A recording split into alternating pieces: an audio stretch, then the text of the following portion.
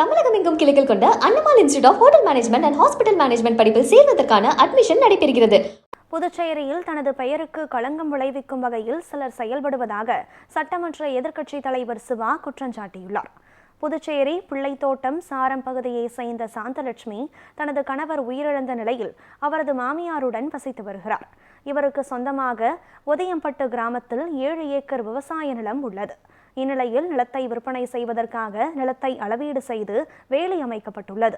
இதனை அறிந்த திமுக மாநில அமைப்பாளரும் சட்டமன்ற எதிர்க்கட்சி தலைவருமான சிவாவின் ஆதரவாளர்கள் வேலிகளை அகற்றிவிட்டு அந்த இடத்தை சிவாவிற்கு குறைந்த விலையில் விற்பனை செய்ய வேண்டும் என்று மிரட்டல் விடுத்ததாக கூறப்படுகிறது.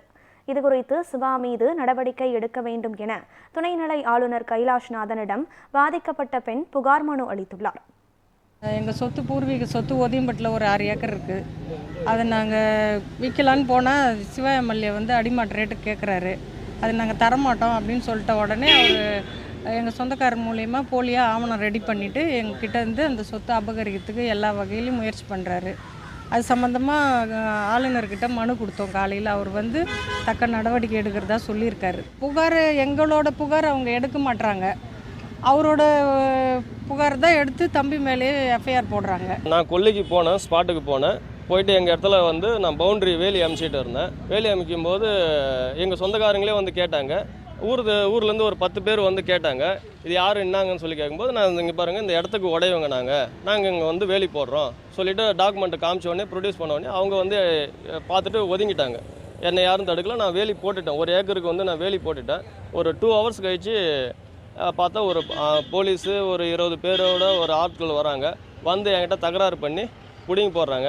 என்னங்க இது அராஜகம் பண்ணுறாங்க இந்த மாதிரின்னு சொல்லி கேட்கும்போது வந்தவர் யாருன்னு பார்த்தா தனக்கோடி. அவர் யாருன்னா சிவா எம்எல்ஏ கிட்டே இருக்கிற பிஎஸ்ஓ. அவர் கேட்கும்போது நீ போயிட்டு எம்எல்ஏ பாருங்கள், உங்களுக்கு இந்த பிரச்சனை முடிஞ்சிட்டோன்னு சொல்கிறாரு. நான் அவர் வீட்டுக்கு போகிறேன். எங்கே இருக்கிறாரு, போய் எங்கே பார்க்கணுன்னு கேட்கும்போது நீங்கள் வீட்டுக்கு போயிட்டு பாருங்கன்னு சொல்கிறாங்க. நான் வீட்டுக்கு போயிட்டு பார்க்குறேன். நான் வீட்டுக்கு போனால் என்னை தரகுறவாக மரியாதை இல்லாமல் பேசுகிறாரு. நான் 2 தடவை கேட்குறேன், ஏன் சார் இந்த மாதிரி பேசுகிறீங்க? அப்படி தான் பேசுவோம், அப்படி தான் நடந்துக்குவேன். நீ எப்படி வரலாம், இது ஏன் தொகுதி, நீ எப்படி பண்ணலாம் அப்படின்னு சொல்லிட்டு இன்னும் சில அசிங்கமான வார்த்தைகள்லாம் என்கிட்ட பேசினார். இந்த மாதிரி பேசாதீங்க சார் நான் சொன்னேன். நான் இப்படி தான் நடந்துக்குவேன் சொன்னேன். நான் இறக்குறது 1% தான் இறக்கிறேன், நான் 4 இறக்கிறேன், நான் 30 தொகுதியில் இருந்து இறக்குவோன்னு சொல்லிட்டு என்கிட்ட சேலஞ்ச் பண்ணிக்கிறாங்க. பார்த்துக்கலாங்க. நாங்கள் நான் அந்த ஸ்பாட்டுக்கும் போகல. அந்த சம்மந்தப்பட்ட ஆட்கள் நான் ஒரு தடவை பால அந்த பையன் தான் எங்கள் வீட்டுக்கு வந்தான் ஒரு தடவை. கேளு, நான் அவளை பார்க்கல, எங்களுக்கு அப்படி அவசியமே இல்லை. இதெல்லாம் சும்மா அவங்க சொல்கிற ஒரு விஷயம். நடந்தது பூரா யார் பேரில் பதிஞ்சுக்கிறாங்க சொத்து என்ன எல்லாமே இருக்குது. அதெல்லாம் பார்த்துங்க. ஒரு சொத்தை ஒருத்தர் பேரில் பதிஞ்சிட்டு நாங்கள் ஏன் விளக்காக போகிறோம்? அது போய் அது இன்னொன்று யாரு இல்லையா அவங்க பதிவிட்டாங்க. அவங்க சொத்தை அவங்க ஒரு ஆட்டை வித்துட்டாங்க. அவங்க சொத்தை வித்துட்டாங்க. நீ முறைப்படி எடுத்துங்க உங்க சொத்தை. அராஜகம் பண்ணாங்கன்னு சொல்கிறோம்.